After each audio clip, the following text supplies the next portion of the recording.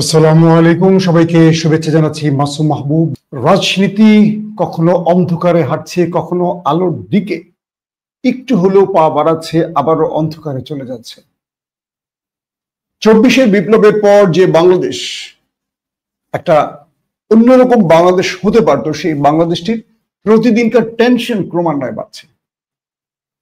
যে 24-এর বিপ্লব সাধিত হয়েছিল বৈষম্য বিরোধী আন্দোলনের হাত ধরে, তার নেপথ্যে যারা কারিগর ছিলেন, মূল ভাষায় যদি বলি, যারা এই আন্দোলন তৈরিতে প্ল্যাটফর্ম তৈরি করেছেন, আজকে তারা দেশদ্রোহী হয়ে পড়ছেন, দেশের শত্রু হয়ে পড়ছেন, কারণ তারা সত্য কথা বলে। এই দেশের রাজনীতিবিদরা কিংবা তথাকথিত রাজনৈতিক কর্মীরা সত্যবাদিতা পছন্দ করে না। গত 16 বছর যারা অ্যাক্টিভিজম করেছেন, যারা মানুষের কাছে বার্তা পৌঁছে দিয়েছেন এই অ্যাক্টিভিজমের মাধ্যমে, আজ তাদের বিরুদ্ধে মামলা হচ্ছে। ইন্টারেস্টিং ব্যাপার এটি হবে যখন 75-এ বাংলাদেশি মানুষের মুক্তির জন্য কোনো সেনাবাহিনী হাতে অস্ত্র তুলে নিয়েছিল, তাদেরকেও দেশদ্রোহী হতে হয়েছিল, ফাঁসির কাস্টে ঝুলতে হয়েছিল। অথচ তাদের এই জীবন বাজি রাখার লড়াইয়ে যারা ক্ষমতায় বসেছিল, বড় রাজনৈতিক দল বানিয়েছিল, তারা তাদের রক্ষা করেনি। কিছু রাজনৈতিক দল আছে যারা সুবিধা নীতি ভালোবাসে, তারা কারো কৃতজ্ঞতা প্রকাশ করতে চায় না। দর্শক, আজকের পুরো বিষয়টি আমি আলোচনা করব।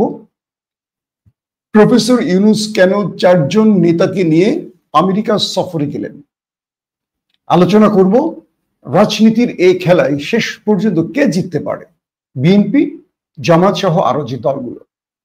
আরো আলোচনা করব ইলিয়াস হোসেনের বিরুদ্ধে মামলা কেন, পিনাকি কি হুমকি দিলেন, সবগুলো বিষয়। তো প্রথমেই আমরা আলোচনা করতে চাই ইলিয়াস হোসেনকে নিয়ে, তারপর চলে যাব বাংলাদেশের রাজনৈতিক প্রেক্ষাপটের আলোচনায়। আমি প্রথমেই আপনাদেরকে কিছু স্ক্রিনশট দেখাবো। এটি হলো পিনাকি ভট্টাচার্যের স্ক্রিনশট। তিনি তার ফেসবুকে লিখেছেন, ইলিয়াসের নামে ডক্টর জাহিদের স্ত্রী মামলা দিয়েছেন। এটা জাহিদের স্ত্রীর মামলা না, আসলে জাহিদের মামলা। প্রশ্ন হচ্ছে ইলিয়াসের কি দোষ এখানে? মামলা তো করবে রুমিন ফারহানার বিরুদ্ধে, যার বিরুদ্ধে সে নিজেই ব্ল্যাকমেইল করার অভিযোগ আনছেন। আচ্ছা, তিনি বোঝাতে চেয়েছিলেন যে মামলা হবে, ব্ল্যাকমেইল করবে একজন, মামলা হবে আরেকজনের নামে। এটা একটা তামাশা।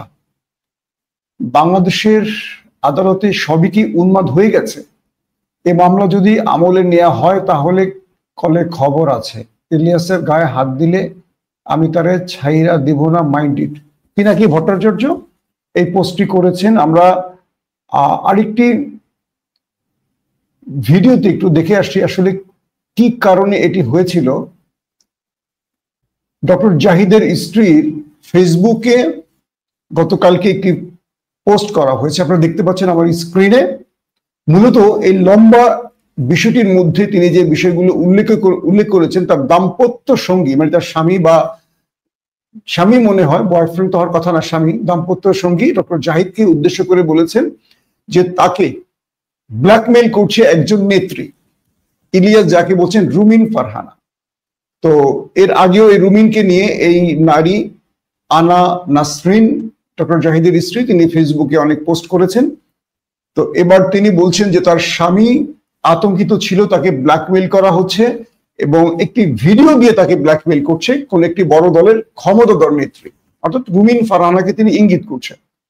তো তিনি পুরো স্টোরিটা আপনারা হয়তো দেখেছেন, আমি ফেসবুকে দিয়েছি, ইলিয়াসও ফেসবুকে দিয়েছে, অনেকে দিয়েছে, সোশ্যাল মিডিয়া এখন ভাইরাল। তো এরপর তিনি বলেছেন, তাহলে কি ইলিয়াস যে ভিডিওর হুমকি দিয়েছিল, মানে ইলিয়াস বলেছিল তিনি তার কাছে কোনো ভিডিও আছে, সেটা তিনি তার কোনো একটি রিপোর্টে প্রকাশ করবেন। ইলিয়াস কিন্তু বলেনি সেই ভিডিওটি কোনো অশ্লীল ভিডিও, কোথাও বলেননি। বলছে ইলিয়াসের কাছে কিছু ডকুমেন্ট আছে। আমি যদ্দূর জানি ব্যক্তিগত কোনো বিষয় নাও হতে পারে সেই ইলিয়াসের এপিসোডের, হতে পারে কারাপশনের কোনো বিষয়, যতটুকু জানি, আমি পুরো বিষয়টা জানি না। তো আনা নাসরিন হঠাৎ করে কালকে ইলিয়াসের নামে মামলা করেছে, ইলিয়াসের ফেসবুকের মাধ্যমে সেটা জানলাম। প্রশ্ন হলো, তিনি পুরো এই যে আমি আপনাদের স্ক্রিনশটটা দেখাচ্ছি, তিনি এখানে উল্লেখ করছেন গোয়েন্দা সংস্থার কেউ এবং একটি দলের নেত্রী তাকে ব্ল্যাকমেইল করছে কোন একটি ভিডিও দিয়ে, এবং ডক্টর জাহিদকে পুরো নিয়ন্ত্রণ করছে, তিনি কি বলবে কি বলতে পারবে না, পুরো বিষয়টি তারা নিয়ন্ত্রণ করছে। এটা ডক্টর জাহিদের স্ত্রীর এই ফেসবুক পোস্ট যারা পুরোপুরি পড়বেন বুঝবেন। একদল আছে তারা চোখ বন্ধ করে কথা বলে, অর্থাৎ কোনো কিছু প্রমাণ ডকুমেন্ট লাগবে না, আমার ডক্টর জাহিদকে ভালো লাগে, তার বিরুদ্ধে কথা বললে আপনি বট। আরেক দল আছে ডক্টর জাহিদ যত ভালো মানুষই হোক, তার কথা তার পক্ষে না গেলে তিনি খারাপ, তিনি নাস্তিক, ফ্যাসিস্ট। এই যে আমাদের মনোবৃত্তিটা, এটা খুব নোংরা, এটা খুব খারাপ। বাংলাদেশ কেন এগুতে পারছে না, বাংলাদেশের রাজনীতি কেন পিছিয়ে আছে, তার প্রধান কারণ কি জানেন? এই দেশের জনগণ সত্যটা পছন্দ করে না। তারা সব সময় চায় আমার দলের পক্ষে যেন কথা হয়, আমার দল যত খারাপই হোক। বিগত 16 বছর এভাবেই আওয়ামী লীগ টিকে ছিল। কেন জানেন? আওয়ামী লীগ সবসময় একটা বিষয় মনে করতো, আওয়ামী লীগের নেতাকর্মীরা, যে আমার নেত্রী ফেরেশতা এবং আল্লাহ রাসূলের চেয়েও সম্মানিত আমাদের দলের প্রধান অর্থাৎ শেখ মুজিব। এরকম অনেক ভিডিও আপনারা দেখবেন যে সোশ্যাল মিডিয়ায় ভাইরাল হয়েছে, যে আমি আল্লাহর নবীকে দেখিনি কিন্তু আমি শেখ মুজিবকে দেখেছি, এমন কথাও আওয়ামী লীগের লোকেরা বলতো। তো বিষয়টা হয় কি, এই কর্মীরাই এই দলগুলোকে ডোবায়। আপনি দল করেন, দলকে ভালোবাসেন, কিন্তু দলের অন্ধ আনুগত্য থেকে বেরিয়ে আসতে হবে। তো ইলিয়াসের বিরুদ্ধে এই পোস্টটি করার পর ইলিয়াস নিজে আরেকটি ফেসবুক স্ট্যাটাস দিয়েছেন, আমরা সেটা একটু আপনাদের দেখাবার চেষ্টা করছি। আমি আনা নাসরিনের পুরো বিষয়টি আর উল্লেখ করলাম না।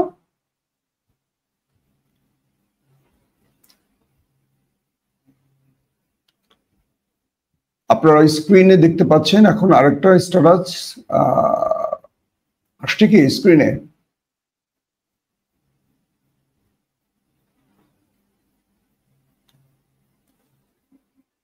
এই যে ইলিয়াস যেটা লিখছে যে, জাহেদ স্যার আপনি তাড়াহুড়া কইরেন না, আমি একবার যাকে ধরার, আমি একটু স্ক্রিনে চশমার কারণে দেখতে পাচ্ছি না। এখানে ইলিয়াসের অপরাধটা কি আসলে?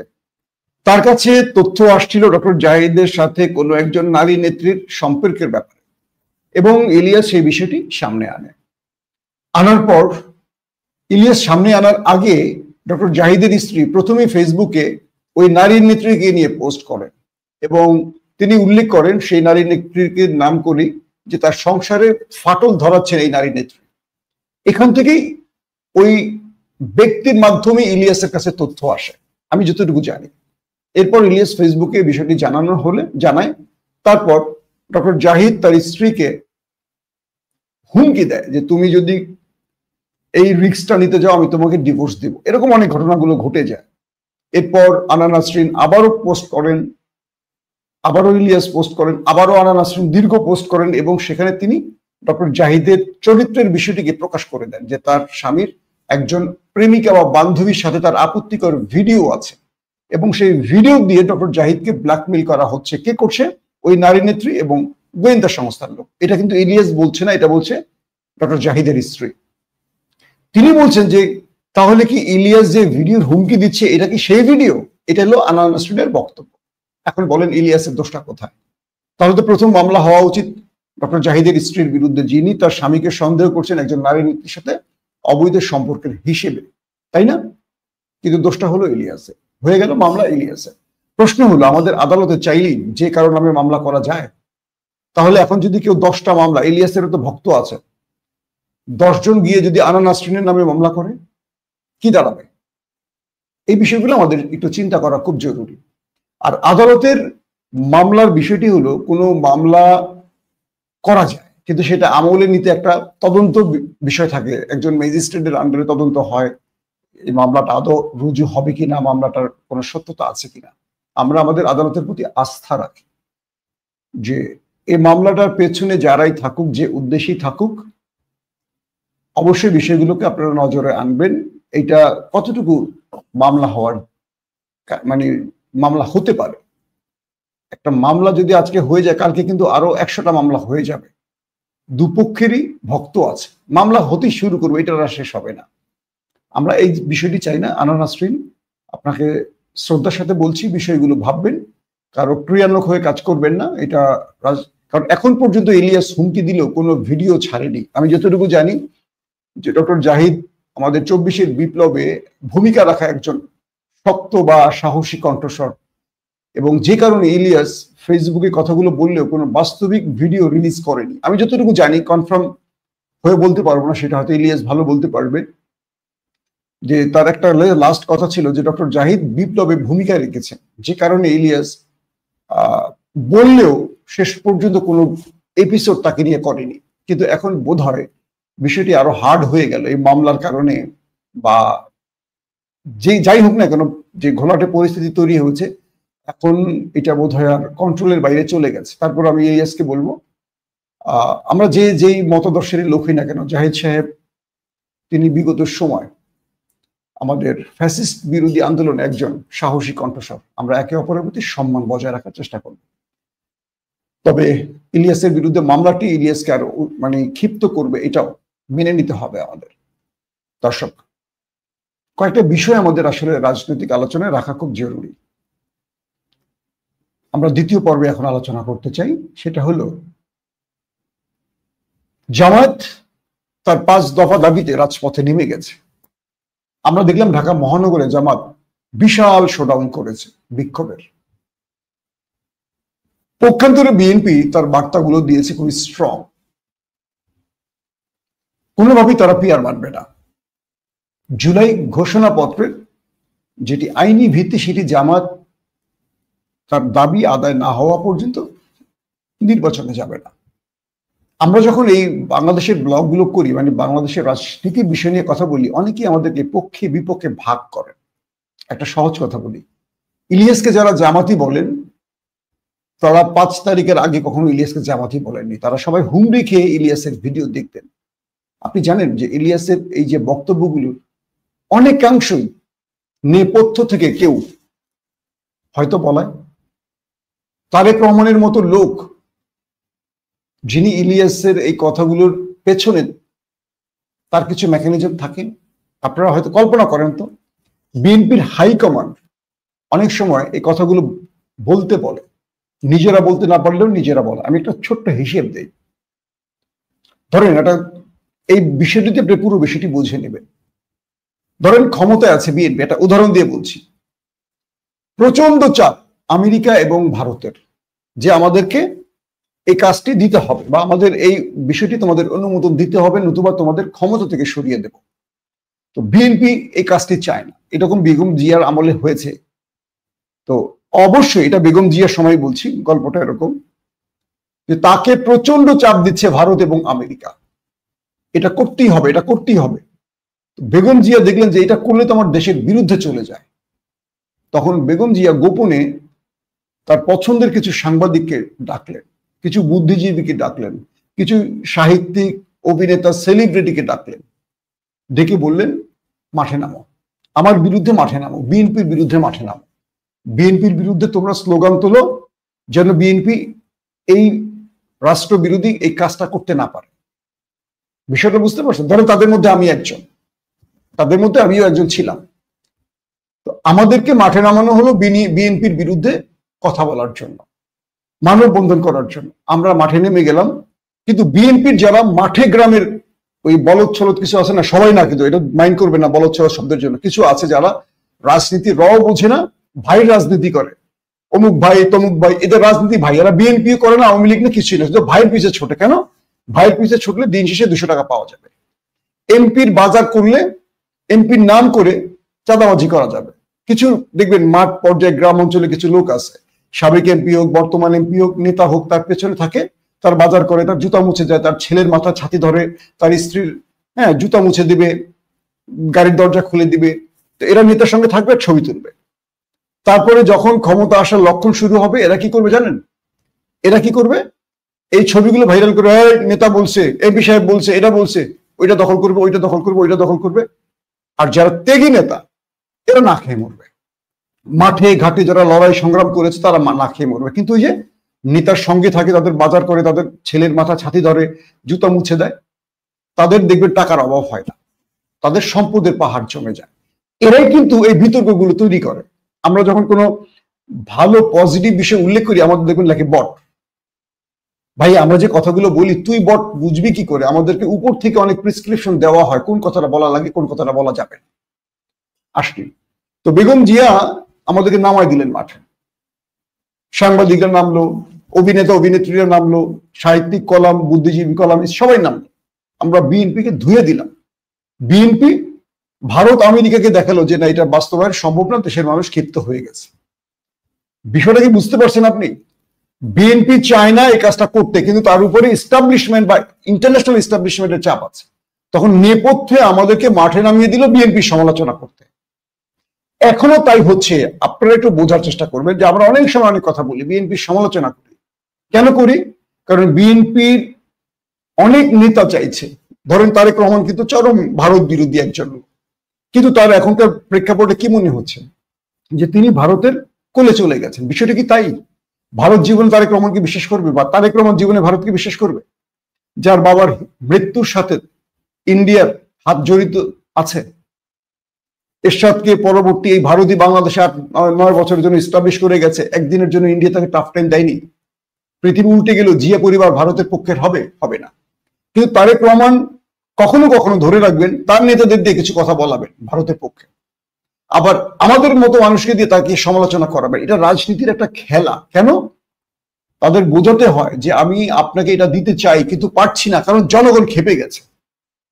তো রাজনীতির এই যে বিষয়ে আপনাদের তুলে ধরলাম, এটার পেছনে কিছু কারণ আছে। কারণ হলো কি, রাজনীতি বিএনপির ইচ্ছায় হয় না, বিএনপির উপরও এস্টাবলিশমেন্ট আছে, দেশীয় establishment, international establishment, Asia establishment, এগুলোর সাথে অনেক রকম খেলা খেলতে হয়। দেখবেন জামাতও এখানে অনেক কৌশল নেয়, আওয়ামী লীগও কৌশল নেয়। শেখ হাসিনা দেশটাকে বিক্রি করতে কি চেয়েছিলেন? না, কিন্তু শেখ হাসিনা ফাঁদে পড়ে গেছেন। তার অবৈধ ক্ষমতা টিকিয়ে রাখার জন্য নরেন্দ্র মোদীর কাছে এমন এমন কিছু জিম্মি রেখেছেন যেখান থেকে তিনি আর ফিরে আসতে পারেননি, কারণ তার ক্ষমতা দরকার। কিন্তু বিএনপি তো ক্ষমতা লোভ করে না। হ্যাঁ, ক্ষমতা আসতে চায় সব দল, তাহলে বিএনপি 111ও ট্যাকেল করতে পারত। বেগম জিয়া 15 ফেব্রুয়ারির সেই সময়টা মাত্র কয়েকদিন ক্ষমতা ছিল, সেই সময় বিএনপি পারত অজস্র মানুষকে গুম ক্রস ফায়ার করে ক্ষমতা ধরে রাখতে, যেটা বিতর্কিত নির্বাচন আমরা বলি। তো আমরা বা ইলিয়াসরা যখন কথা বলি, আমরা যখন সমালোচনা করি, মনে হচ্ছে যে আমাদের কথাগুলো অন্য দলের পক্ষে যাচ্ছে, অন্য দলের বিপক্ষে যাচ্ছে। মনে রাখবেন যে এই কথাগুলোর বলার পেছনে কারো না কারো পরামর্শ থাকে। আপনি হয়তো জানেন না, বিএনপির বড় বড় নেতারা ফোন করেন, এই কথা, এই মেসেজটা দাও, এই কথাটা বলো, এই কথাটা করো, এটা আমাদের বিরুদ্ধে যাবে, বলতে হবে। আমি আশা করি আপনারা হয়তো বুঝতে পেরেছেন আমার এই বক্তব্যটি। আমরা বিএনপি এবং জামাত দুটো দলকে ভালোবাসি। কারণ কি, আগামী দিনে এই দুটো দল ঠিক থাকলে দেশ এগিয়ে যাবে। আমাদের কথায় বিএনপির সমালোচনা দেওয়া জামাতের পক্ষে বা জামাতের সমালোচনা বিএনপির পক্ষে, এটাকে এইভাবে বিশ্লেষণ করবেন না। আমরা সাংবাদিকতা যারা করি, আমরা সত্যটা বলার চেষ্টা করি, কোনো পক্ষের কথা বলতে চাই না। আপনার পক্ষে গেলেও আপনি খুশি, বিপক্ষে গেলে গালি দিবেন, এটা হওয়া উচিত না। দেশকে ভালোবাসলে এটা করবেন না। যদি দলকে ভালোবাসেন তাহলে ভিন্ন কথা, আগে বাসতে হবে ভালো দেশটাকে। প্রফেসর ইউনুস 4 জনকে নিয়ে চলে গেলেন কোথায়? আমেরিকায়, জাতিসংঘের অধিবেশনে। বিএনপির পক্ষ থেকে আমাদের বড় ভাই হুমায়ুন কবির ভাই, আমরা লন্ডনে এক ফোরামে কাজ করি, হুমায়ুন ভাই গেছেন। আর বাংলাদেশ থেকে গেছেন মির্জা ফখরুল ইসলাম আলমগীর। জামাতের গেছেন ডক্টর আব্দুল্লাহ মোহাম্মদ তাহের, আর আক্তার হোসেন গেছে এনসিপির পক্ষ থেকে। প্রশ্ন হলো, এই বৈঠকটি আসলে কেন, বা ডক্টর ইউনুস এই 4 জনকে নিয়ে গেলেন কেন? কেনই বা বিএনপির পক্ষ থেকে 2 জন গেছে? তাহলে তারেক রহমানের প্রতিনিধি হিসেবে ডক্টর কি বলে হুমায়ুন কবির ভাই গেছেন, তার রাজনৈতিক অ্যাডভাইজার, আর বাংলাদেশ থেকে মির্জা ফখরুল। বিএনপি থেকে 2 জন, জামাত 1 জন, এনসিপি 1 জন, পিআর পদ্ধতিতে হয়েছে এটা। এখন বিষয়টা হলো, কেন এরা সেখানে গেছে? পর্দার অন্তরালের যে খবরগুলো সেখানে বলছে আসন ভাগাভাগি কি হবে এখানে, এগুলো অ্যাজাম্পশন, কনক্রিট কোনো তথ্য নয়। অর্থাৎ আমেরিকায় এই 4 জন, 3টি দলের 4 জনকে নিয়ে একটি মধ্যস্থতা হতে পারে। আগামীর ক্ষমতায় কে বসবে, কে বিরোধী দলে বসবে, কে কতগুলো আসন পাবে, এটার একটা ভাগাভাগি হবে, এমন তথ্য আছে। আবার এমনটিও বলা হচ্ছে যে এই 3টি দল আমেরিকার কাছে তাদের বিষয়গুলো তুলে ধরবে, তারা কি চাইছে, কিভাবে চাইছে, এবং সেটা কিভাবে সম্ভব।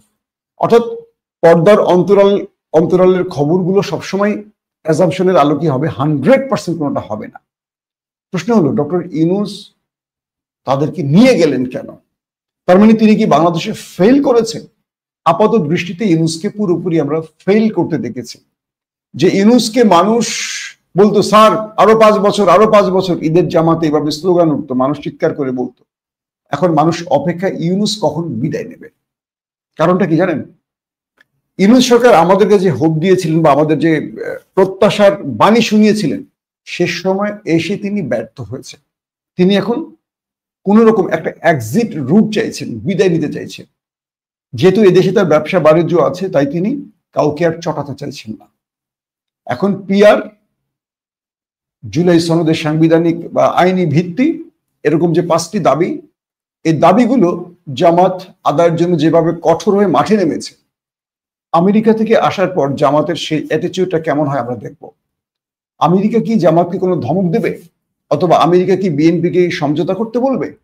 আমেরিকা কি পিআর মানতে বাধ্য করবে? নাকি আমেরিকা জামাতকে পিআর থেকে সরে যেতে বলবে?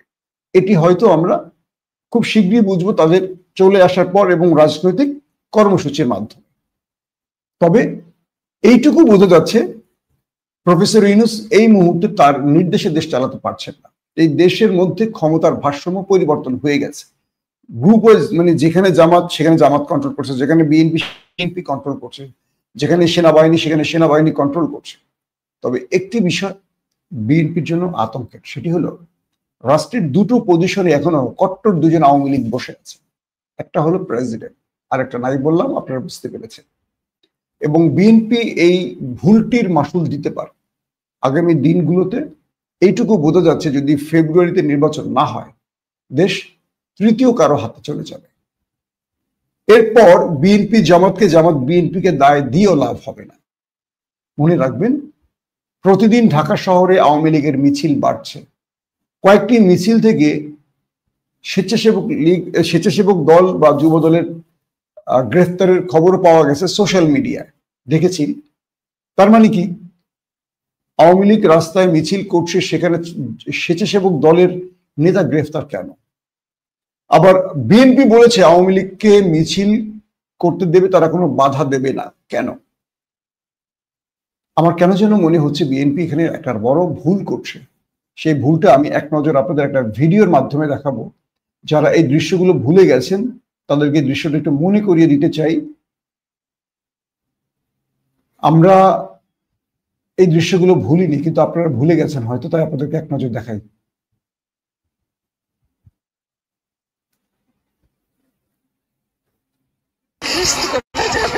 কোনোদিন সেজন্য আমি বলছি যে তারেক রহমানকে অবিলম্বে বিদেশে পাঠানো উচিত, এবং ওর সেই জন্য ও যেহেতু বিদেশে থাকবে, ও রাজনীতি থেকে দূরে থাকবে, এখন রাজনীতিতে আপাতত একদম বাইরে থাকবে, রাজনীতির বাইরে। সেই জন্য তিনি কোনো রাজনৈতিক কর্মকাণ্ডে অংশগ্রহণ করতে পারবেন না, এবং দলের দায়িত্ব তিনি এখন আপাতত অংশগ্রহণ রাখবেন না। যারা খালেদা জিয়ার এই কান্নাটা ভুলে গেছেন, আজ তারা দেশে লুটপাট করছেন। যারা রাজনীতির অন্ধকার অলিগলি দাপিয়ে বেড়াচ্ছেন, তারা এই দৃশ্যটা ভুলে গেছেন। এই ভিডিওটি যখন ধারণ করা হয়, আমি সামনে ছিলাম, চ্যানেল 1-এর সাংবাদিক হিসেবে খালেদা জিয়া তারেক রহমানের পুরো গ্রেফতারের বিষয়গুলো আমি মনিটর করতে পেরেছিলাম। কেঁদেছিলাম, চোখ মুছেছিলাম। তারেক রহমানের সেই দৃশ্যগুলো আপনারা বাস্তবে দেখেননি, কি নির্মম নির্যাতন করে তাকে হত্যার, মানে একদম তাকে হত্যার পরিকল্পনা ছিল, তাকে পুরোপুরি মাইনাস করে দেওয়ার প্ল্যান ছিল। পুরো প্ল্যানটা ছিল ওপারের, আর বাস্তবায়ন করেছে আমাদের দেশের ডিজিএফআই মইনুর আমলের। আজকে যারা অমুক ভাই তমুক ভাই স্লোগান দিচ্ছেন, রাজনীতি করছেন, আর চাঁদাবাজি করছেন, টেন্ডারবাজি করছেন, টেম্পু লিগ কি টেম্পু স্ট্যান্ডের পরিচয় বহন করছেন, তাদেরকে বলে দিচ্ছি, আল্লাহর কসম করে বলছি, 5 তারিখের আগে বা পরে একটি টাকা রাজনৈতিক ভাবে আমরা আমাদের পকেটে ঢুকাই নাই। আবারও বলছি, আল্লাহর নামে কসম করে, দলকে আপনি ভালোবাসেন না, আমরা ভালোবাসি। আপনি দল করেন টাকার জন্য, নেতার পেছে ছোটেন টাকার জন্য, চাঁদাবাজি করেন পদ পদবীর জন্য। আমরা পদ পদবীর রাজনীতি করছি না, আমরা সত্য কথাগুলো আপনাদের বলি। খালেদা জিয়ার এই কান্নাটার দৃশ্যটা আপনারা হয়তো ভুলে গেছেন। তার ছেলেকে যখন একদম মৃত্যুর দুয়ারে পৌঁছে দিয়েছিল, তখন তিনি এই ভিডিওটি রেকর্ড করা হয়। মুচলেকা দেয়া হয়, তিনি আর রাজনীতি করবেন না। একটা মায়ের বুকের ধন, জিয়া পরিবার এই দেশের জন্য এত কিছু করেছে। বেগম জিয়া এই দেশটাকে শত্রুর হাত থেকে আপোষহীনতার মাধ্যমে বাঁচিয়ে রেখেছে, আর তাকে এই পুরস্কার পেতে হয়েছে। একটা ছেলে মারা গেছে, তার লাশ দেখেছে মা, আরেকটা ছেলেকে পঙ্গু করে লন্ডনে ফেলে রাখা হয়েছে 18 বছর। শেষ সময়টা খালেদা জিয়া তার ছেলে মেয়ে, দুই ছেলেকে কদিন দেখেছেন, গৃহবন্দী কতদিন থেকেছেন। এটা আপনাদের বিএনপির ভালোবাসা? লজ্জা করে না? আবারও দেশটাকে সেই দিকে নিয়ে যাচ্ছে ভারতীয় প্রেসক্রিপশনধারী কিছু বিএনপি নেতারা। আর আমরা সেই সত্যগুলো প্রকাশ করি বলে ইলিয়াস বা আমরা আপনাদের কাছে ভিলেন হয়ে গেছি, আমরা জামাতি হয়ে যাচ্ছি না? আফসোস আপনাদের জন্য, আফসোস। এই দেশটাকে অন্ধকারে নিলে আগামী দিন এর মাসুল আপনাদের দিতে হবে, আমাদের কিছু হবে না। আমরা রাজনীতির পদ পদবি বা অর্থে রাজনীতি করি না। এই দেশটা সঠিক পথে চলুক সেটাই কেবল চাই, কিন্তু আপনারা এই দেশটাকে আবারও ব্যর্থ করতে চাইছেন।